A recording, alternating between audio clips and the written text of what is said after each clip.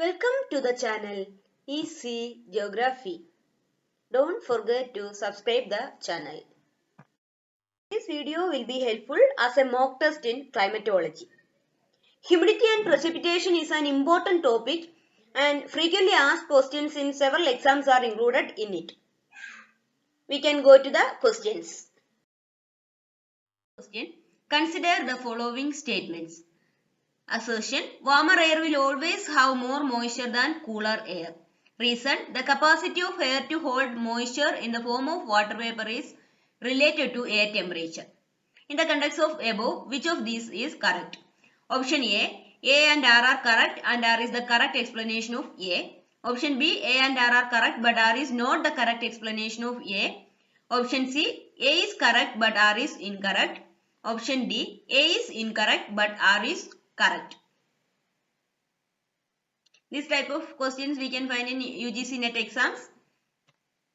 And the answer is option D. A is incorrect but R is correct. The reason the capacity of air to hold moisture in the form of water vapor is related to air temperature.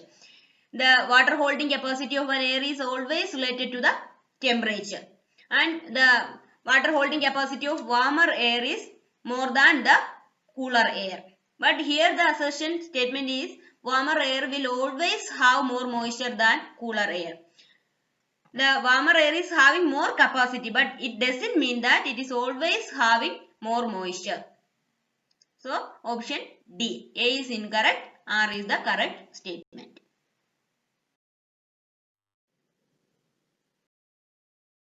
Second question. Match list 1 with list 2. List 1 include the types of humidity, list 2 definitions. Types of humidity are absolute humidity, relative humidity and specific humidity.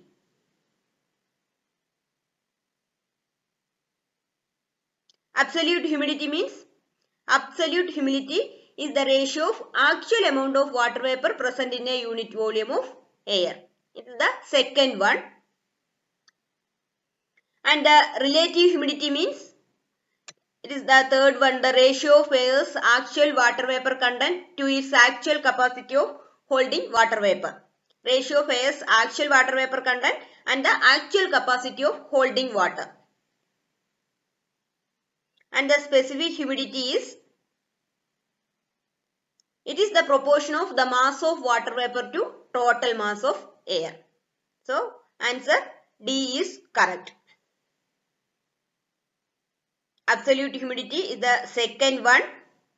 Relative humidity is the third one. And the specific humidity is the first one. Third question. Find the incorrect statements from the following. Statements are A. There is an increase of precipitation at an altitude above 2 kilometers. B. High rainfall totals are linked to westerlies in both hemispheres. Option C. On the eastern side of the ocean in the subtropical regions are dry region. Option D. Equatorial regions receive heavy convectional rainfall. Find the incorrect statement. Answer is option A. We know there is no relationship between the precipitation and altitude.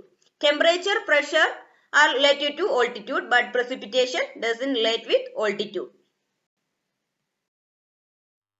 High rainfall totals are linked to westerlies in both the hemispheres. And the eastern side of the ocean means western side of the continents and are dry in subtropical region. In the subtropical regions, due to the effect of westerlies, the western side is dry. Then the convectional rainfall occurs in equatorial region. In the equatorial region, the type of rainfall is convectional. Next question. Which of the following statements about convectional precipitation is correct? The statements related to convectional precipitations are: the warm moist air rising upwards leads the formation of clouds and then followed by condensation and precipitation. Second one, the windward side of the mountain experience convectional type of precipitation. Third one, it is related with cyclonic circulation. Fourth one, rainfall in the doldrums is of convectional type. Option A, all are correct. Option B, 1, 2 and 3 are correct. Option C, 1 and 4 are correct. Option D, 1, 2 and 4 are correct. We can go to the statement. The first one, the warm moist air rising upwards leads the formation of clouds and then followed by condensation and precipitation. And this type of rainfall is known as convectional rainfall. Warm moist air rising upwards and then leads to precipitation. And it is a correct statement. The first one is a correct statement. And then the second one, the windward side of mountain experience convectional type of rainfall. Windward side of mountain and the effect of windward side is related with orographic rainfall. Thus, the second statement is incorrect. Then it is related with cyclonic circulation. The rainfall related with cyclonic circulation is known as cyclonic precipitation. And the fourth statement, rainfall in the doldrums is of convectional type. Doldrums in the equatorial region, and in the equatorial region the type of rainfall is convectional type. And thus option C is correct. That means the first and the fourth statements are correct. Convectional type of precipitation, also known as dynamic precipitation. It occurs in the equatorial region. Then when moist air meets the mountain barrier and causes rainfall, it is known as the orographic rainfall. Windward side, rainfall in the windward side related with orographic rainfall.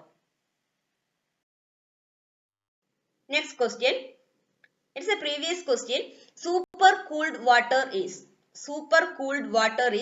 a special form of ice, partly liquid and partly solid, produced from dry ice, still liquid at temperature below 0 degree. Supercooled water.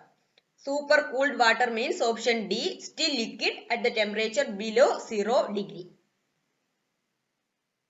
Water droplets which exist in liquid form at temperature below 0 degree are supercooled water. Next question. How much of the liquid precipitation is equivalent to 10 inches of snowfall at deep or near freezing temperature? The ratio of liquid precipitation and the snowfall. How much liquid precipitation occur to the 10 inches of snowfall? It is also a previous question. Options A about 3 inch, option B about 1 inch, option C about 2 inch, option D at times about 1 inch and at times about 2 inch. Answer B about 1 inch. 1 inch of liquid precipitation is equivalent to 10 inches of snowfall. The average snow to liquid ratio is 10:1. This is saying that if 10 inches of snow was melted, it would produce 1 inch of liquid precipitation in the rain gauge. Next question. Ice crystal theory related to precipitation was postulated by. Ice crystal theory. A direct question. Options Darwin, option B Bowen, C Muir, option D Bergeron. Answer is Bergeron, option D. The ice crystal process requires mixed clouds and the right ratio between the cloud droplets and ice crystals to be able to happen. In the middle and high latitude, the Bergeron process is essential for rain formation.